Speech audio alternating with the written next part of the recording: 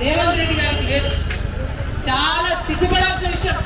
ఇవాళ కాంగ్రెస్ ఉందంటే ప్రజల కోసం పనిచేస్తలేదు, కమిషన్ల కోసం కాంట్రాక్టర్ల కోసం మాత్రమే పనిచేస్తున్నారు.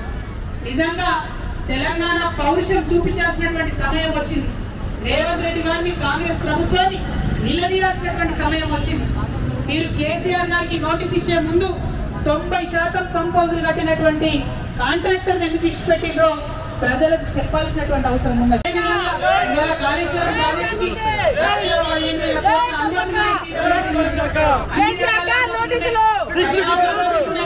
ఖచ్చితంగా కాళేశ్వరానికి నేషనల్ ప్రాజెక్ట్ స్టేటస్ తీసుకొచ్చేటటువంటి బాధ్యత కూడా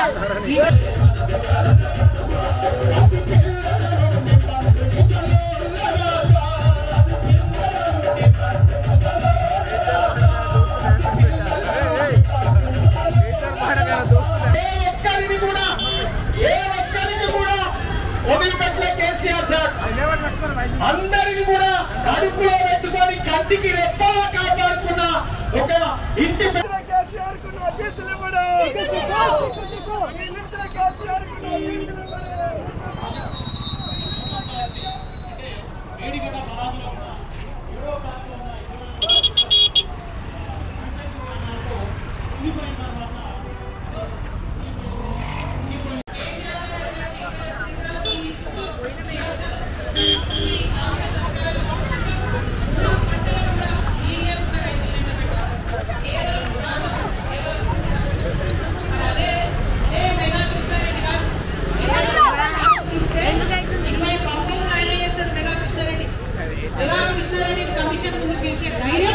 రేవంత్ రెడ్డి గారికి లేదు.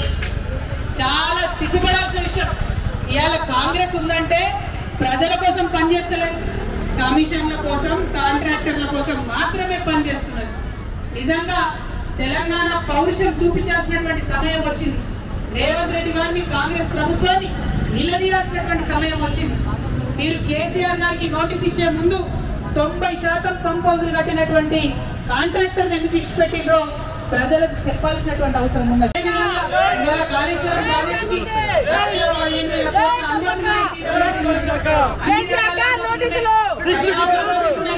ఖచ్చితంగా కాళేశ్వరానికి నేషనల్ ప్రాజెక్ట్ స్టేటస్ తీసుకొచ్చేటటువంటి బాధ్యత కూడా వదిలిపెట్టలే కేసీఆర్ సార్. అందరిని కూడా కడుపులో పెట్టుకొని కంటికి రెప్పలా కాపాడుకున్న ఒక ఇంటి